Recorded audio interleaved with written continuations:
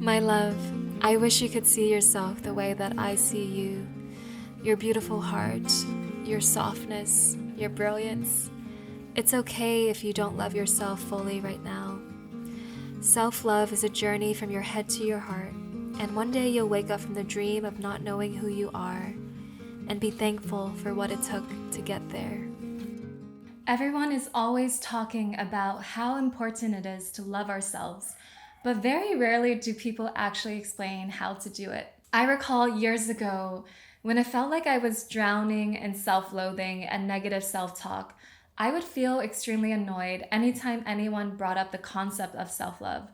The idea of loving myself at the time felt extremely elusive, if not downright impossible. But after years of committing to my healing journey and doing a lot of inner work, I feel like I've finally cracked the code on self-love. Learning to love ourselves goes so much deeper than the occasional act of self-care here and there, such as a bubble bath or a massage, although those things are nice too. The act of loving ourselves requires a deep inner exploration. It requires meeting our shadows and learning to love those sticky parts of ourselves. It involves shedding the layers within ourselves, getting in the way of accessing this love that's always there from within. Although that may sound like a long journey, feeling love for ourselves is very accessible in every moment. And this is something I wish someone would have told me a lot sooner. We can feel love for ourselves regardless of whatever stories, negative beliefs, or trauma we may still be carrying from the past. And in this video, I'm so excited to share with you 8 simple and tangible practices that I've been incorporating in my daily life for years that have made the biggest impact on my self-love journey. Connect with your heart. You may have heard this phrase quite a bit, but what exactly does it mean? Well, many spiritual traditions talk about the spiritual heart. We obviously have our physical hearts, but the spiritual heart is an energetic center that is located at the center of our chest. In Hindu and yogic philosophy, this is the Anahata chakra, and it's responsible for allowing us to feel love for ourselves, others, empathy, and compassion. A lot of suffering that we experience is actually a result of over-identifying with the mind. When we over-identify with our thoughts and the stories of not being good enough, lovable enough, or worthy enough, we create suffering for ourselves. But when we connect with our hearts, we are able to circumvent the mind and connect with the truth of who we are. The more we can connect with our hearts and open our hearts, the more we can love ourselves and feel love for others. A simple practice to start connecting with your heart is to simply sit in a quiet place, sitting upright, and maybe place a hand on your heart and start breathing into the center of your chest. As you send your breath into your heart space, allow yourself to feel whatever emerges, whatever sensations, feelings, thoughts, or memories start to surface as you bring the breath into your heart. And then you can ask yourself a couple of questions. How does my heart feel? And what does my heart need from me? This is a very powerful practice to start connecting with your heart and getting out of your mind. The next step is to find a photo of yourself when you were a child. I really want you to take the time to connect with this child who is in this photo. Take your time to observe this child. What is the expression on their face? Are they a happy child? Do they look a bit sad? And once you do that, allow yourself to feel whatever feelings or thoughts are starting to come up for you. Maybe you feel a bit of tenderness, joy, or even a bit of sadness. And lastly, once you build that connection with the child who is in the photo, I want you to say out loud some affirmations. You can say, I love you, I am here for you, you are safe. And you can also say whatever comes to mind, whatever loving thought comes to mind, and whatever your child needs to hear from you. This is an extremely powerful and potentially emotional practice, but this is something that has really helped me heal my inner child and feel a lot more love for myself. Another really powerful practice that I love to do is to give my child what she needs. So after tuning into your inner child, connecting with their thoughts and their feelings, you can ask them, what is it that you need from me in this exact moment?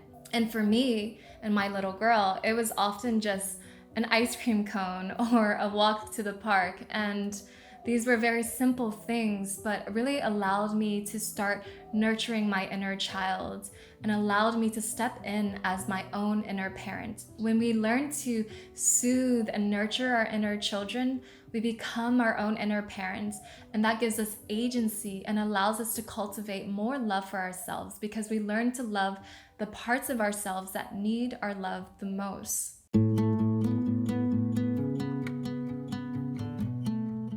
Mother Earth has incredible healing qualities that our modern world has lost touch with. So many of us live entirely disconnected from the earth and her natural rhythms, when in fact, nature is our true home. When we return to nature, our nervous systems immediately rebalance and restore. We immerse ourselves in the loving energies of the earth and feel a revitalization of our spirits and our hearts. In fact, one study of children found that being out in nature makes children nicer to each other. So this group of researchers took one group of children out into nature and another group of children to an indoor museum. At the end of the day, they had the children answer a couple of hypothetical questions.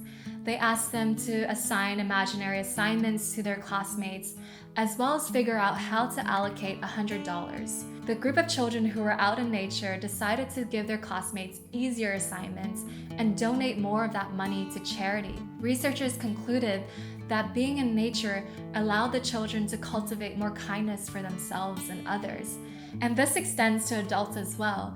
When we immerse ourselves in nature, we automatically feel so much more compassion, peace, and love for ourselves, others, and the planet.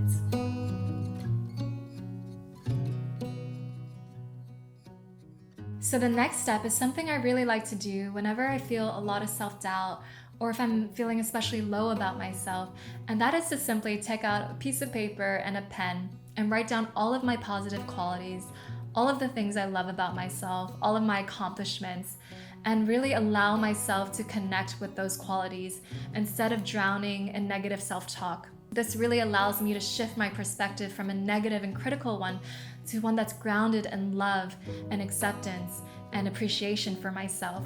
Every thought and action we do contributes to our self-esteem and our self-confidence and affects our mental image of ourselves. That's why it's so important to build up a positive image that is rooted in love and compassion and acceptance.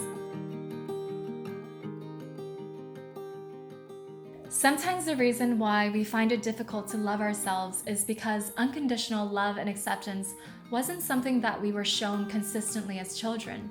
When we don't experience this as children, this creates a hurt that we carry into our adulthood and a belief that we're not lovable and deserving of love. This next practice is a powerful way to remedy that.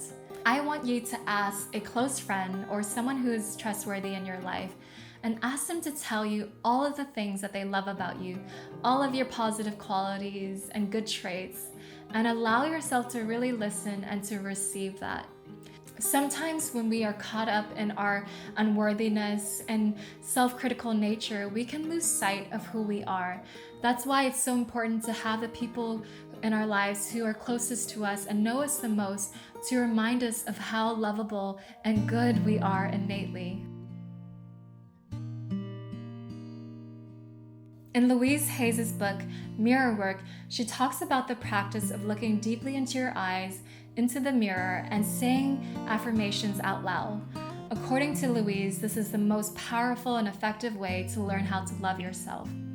Whatever we say or think is an affirmation. The self-talk and the dialogue that occurs in our heads is essentially a stream of affirmations, and these affirmations send messages to our subconscious mind that habituate ways of thinking and behaving.